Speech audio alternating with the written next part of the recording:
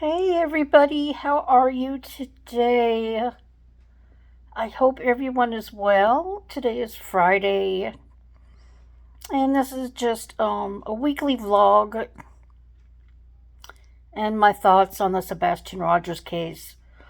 I did go to the doctor this week. I got some blood work done, and from what I can tell, I probably have an infection of some sort. Um, as far as that's concerned, he did tell me to get off of my cholesterol medicine because apparently a torvastatin can cause muscle pain and body pain. So I've been off of that for a couple of days, and my pain is better. It's still there, but it's not quite as severe as it was. Pardon me, I am in the bed. I'm just not feeling good today. Um, as you know, I just haven't been feeling well in general the past week or two. That's my Thomas Kincaid painting that I got from Amazon when I moved in here. I love Thomas Kincaid. So, yeah. So nothing, there's nothing majorly wrong. I think I'm just a combination of stuff right now.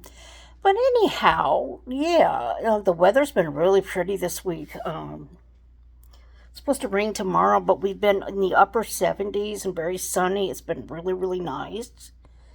And yeah, I haven't been outside much. I haven't been socializing much this week because of all this body pain. But anywho, of course, the big news this week is the Sebastian Rogers case, where 15-year-old boy with autism from Hendersonville, Tennessee, went missing back in February, and it's been a circus and a shit show from day one.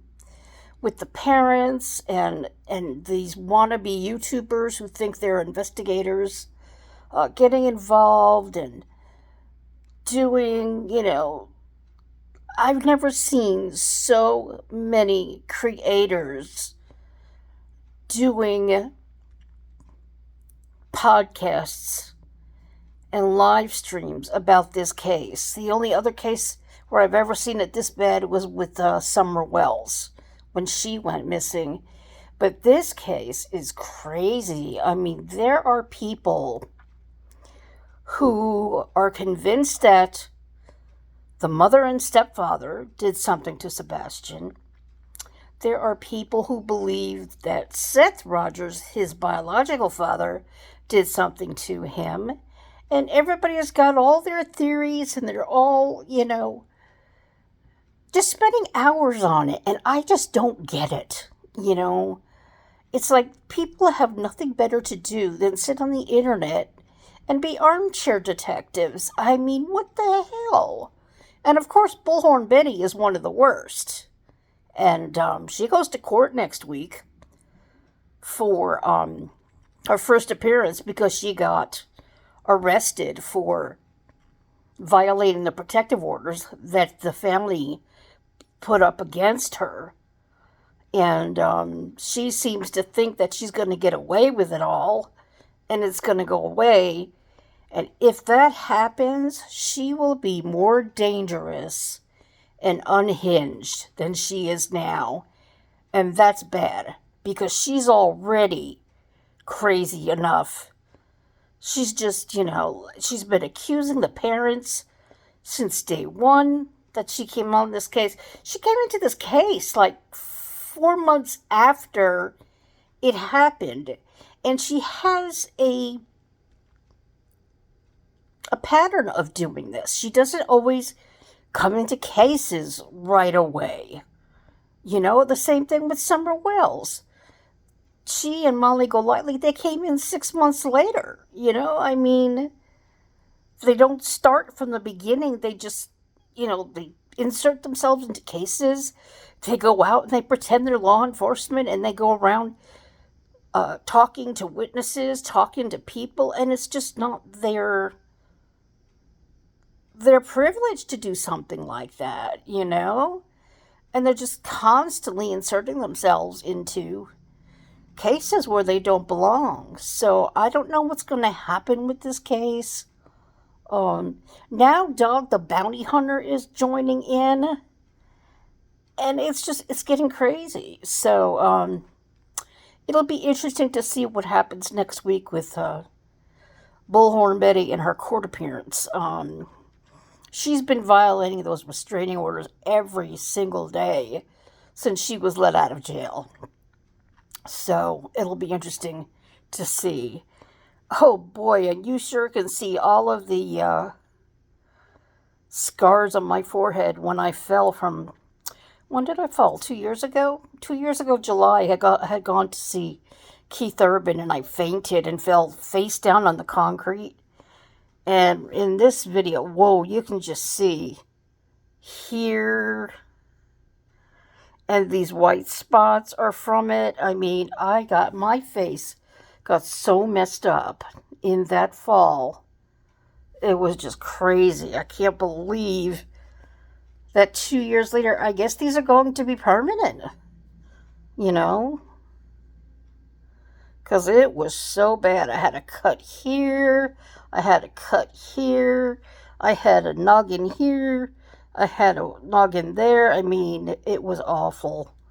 So, that was my last Keith Urban concert. I think he's going back on tour.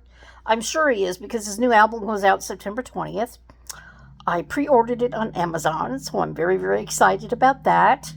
It's been a long time since he's put out an album, and it's been a long time since he's, done a tour. He's been doing, festivals.